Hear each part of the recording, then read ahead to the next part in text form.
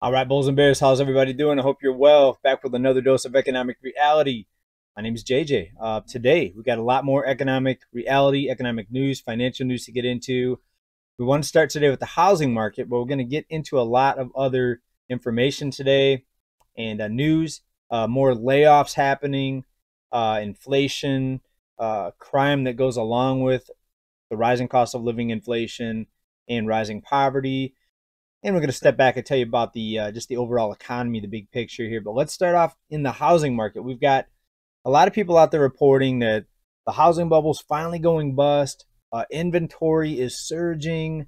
A lot of these dramatic videos that you see on YouTube, and over the past 4 years, I think I might have been the only channel that told you that the housing market and the housing bubble wasn't going to crash.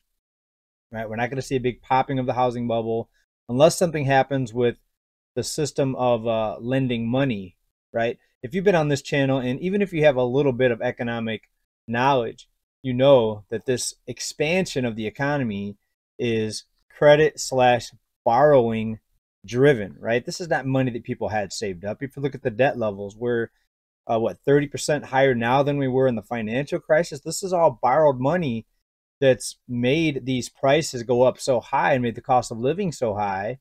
In the meantime, it made the economic numbers look good.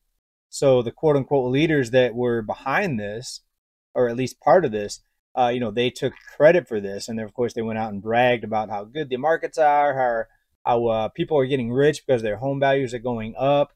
You ask most homeowners when they look at their property tax bill, usually most of them, I'd say 90% of them, are not happy that prices went up when they look at their property taxes, right? And everything else with the cost of living, just home maintenance. So we're going to start off in real estate here. We're going to show you what's happening across the country. But the other 10%, what I was getting into, the 90% of the homeowners that I talk to, they're not happy about the higher valuations, right?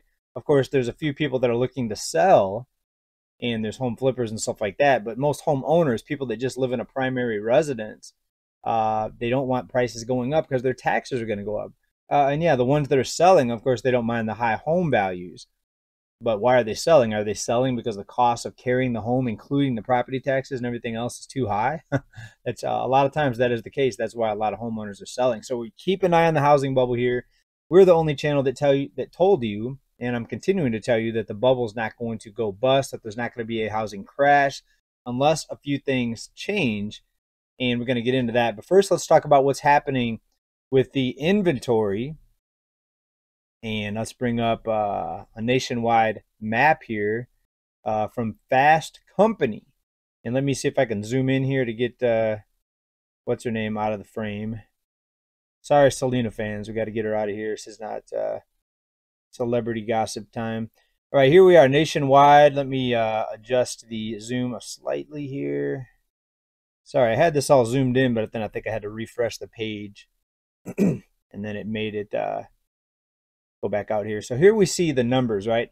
So a positive number means inventory is rising. A negative number means inventory is declining.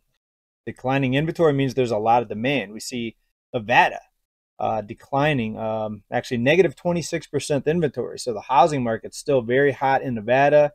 Apparently, a lot of people are moving to Nevada still, probably from California and some of these surrounding states, where you see inventory rising. So people are selling, more homes come on the market, right? When people are leaving the state, you're going to see usually inventory rise. When they're rushing to the state, you're going to see inventory drop, right? 24% rise in Washington, 20% rise in Oregon, 11% rise in California. I thought it would be much worse in California.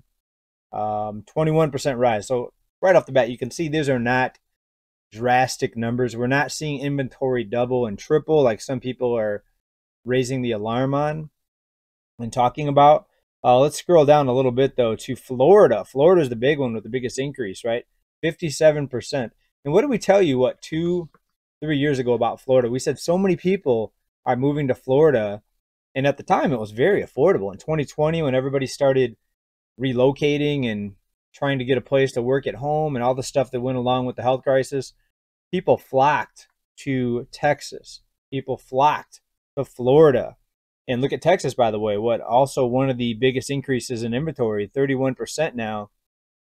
rise in inventory, and this is year over year, right? So we told you though that when all these people are rushing to these states, especially Florida and Texas, that those are going to become overpriced. And I hear constant complaints now, and I talk to people every day at my job about finances and constant complaints, especially from Floridians, a lot of Texans as well, but Floridians especially, how expensive it is and how they should have just stayed in California, a lot of them, or stayed in whatever state they moved away from.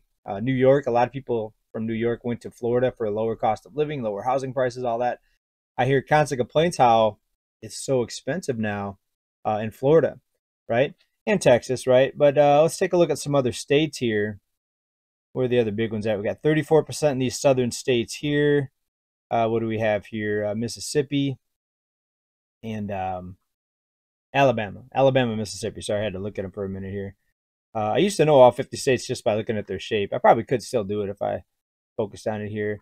Where's the other big declines at, though? Of course, Nevada leads the way, 26%. Negative 5% in Illinois. Wow, people moving to Illinois. That kind of surprises me. What else do we have here? Looks like New York is just down about 4%. All right, so you get the picture. Not a drastic change, not a housing bust, not a bursting of the housing bubble. And it's local too. If you're in one of these states where inventory is surging, now might be a good time to look for a better deal on a home. I personally wouldn't be buying a home right now, but if you are looking, maybe you're going to get some deals in Florida. But I wouldn't be buying yet, even in Florida. I think prices have a long way to go. And that brings us to our next topic, the bursting of the housing bubble, right? How did I know that the bubble wasn't going to go burst? How was I the only channel? And I say that based on the channels that I keep track of. Obviously, there's thousands of channels out there with similar topics and talking about housing and things like that. So the ones I watch, nobody except for myself said that there was not going to be a housing market crash. Why? Because the policies in place right now that led housing to where it is right now to being so overpriced. And I agree it's overpriced. I'm not saying it's not overpriced. It's drastically overpriced, way worse again than the housing bubble 2007, 8, 9. But just because something's overpriced doesn't mean it's going to crash if the things that led to the homes being overpriced are not being changed, right? Interest rates went up, of course, doubled from where they were. And but that's one part of it. The other part of it is the banks still have a 0% reserve requirement. In other words, they can keep loaning out money even though deposits are near a close to a 40-year low. They can keep loaning out money. I know that sounds crazy, but just type in reserve requirement banks and you'll read all about it. I've talked about it here numerous times. I won't get into it again. Folks, that's huge. That's huge. And banks are confident right now that no matter what happens, no matter how many people can't pay their loans back, these banks are confident that they're going to get a bunch of cash sent to them. It's simple as that. That wasn't true back when the housing bubble went bust. The banks were very, very fearful, and they really made it hard to get a loan back then. And of course, if nobody can get a loan, or it's hard to get a loan, that makes prices come down. That makes demand fall off of a cliff. We're already seeing low demand now, just because of the slight difference in mortgage rates. I say slight because that's only part of the big picture. Mortgage rates went up a lot. Of course, they doubled, but that's not all that affects the housing market. Right? There's a lot more to it, the things we just talked about, and a lot more. But the bottom line is, we need drastic changes in the way the banks are operating in order to bring the cost of living down, folks. That means less money created out of thin air, less money printing, as many would call it, much less loans given out. And when people hear that, they say, well, you can't stop giving out loans, or you can't make it hard to get loans because nobody can buy a home.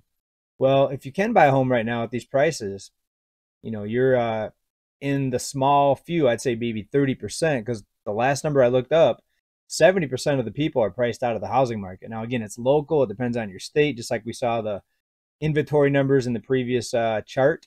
Some states, it's not bad. Other states, most states, are way overpriced compared to historical norms, compared to incomes, right? So it's not as simple as saying it's overpriced.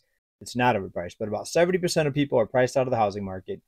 And if you look at different surveys, about 40% of the people out there want home prices to crash, and that's equal to about the number of renters versus how many people own their home. But think about this: even if you own a home, it's not the end of the world if home prices crash, right? You can ride out the storm as long as you still have the income to make your payments, to keep your monthly operational costs, paid. It's still not the end of the world. You can just ride it out. You still have a place to live, right? So I think that even people that own homes, should want the cost of living to come down, because that will be better for everyone, right? But anyways, let's get into some other economic news. I wanted to start off with housing because that's one of the big topics out there that I see. Nationally, it's getting more and more difficult for most people continuing to go into debt. And this is enabled by the banks allowing this to happen. They still are allowing credit. Even though debt's at an all-time high, banks are still allowing people to go further into debt. They're not dropping the credit card limits, right? So that's huge. Let's take a look at just some of the symptoms of rising poverty and rising cost of living. And one of those things is rising crime. Take a look at this, folks. Out of the Post here. Home Depot hires guards dogs to keep parking lot safe from thieves. So guards with dogs now. This is the new security. Also aggressive migrants, folks. We told you this was going to happen. Things are going to continue to get worse. And even from today forward, they're going to continue to get worse. Since when is importing millions of impoverished people, since when is that good for anyone? All right, it may be good for the people coming here, maybe not, because when they come here, they see the cost of living and they're like, wow, I'm going to live in a box on the street, right? So is it better here than it was where they came from? We're talking about the migrants.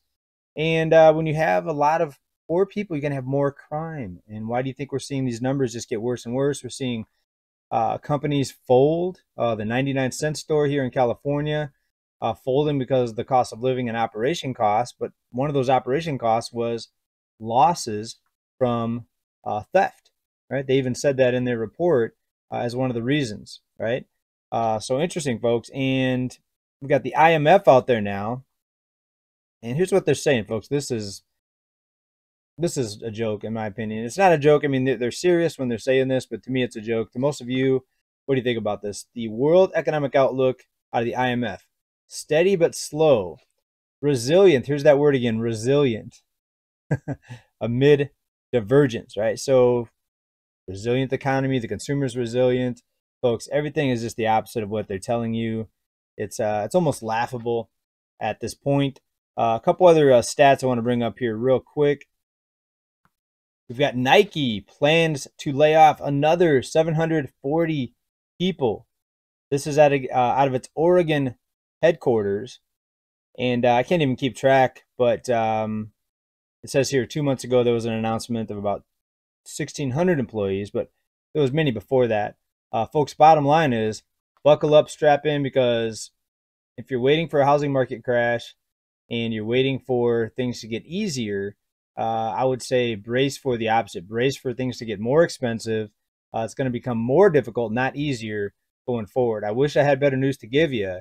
And, people are going to call me doom and gloom and all that nonsense. But sometimes the price for being correct is being called names and being made fun of. But then people see what happens then just by waiting a few months, and they see that we're correct, right?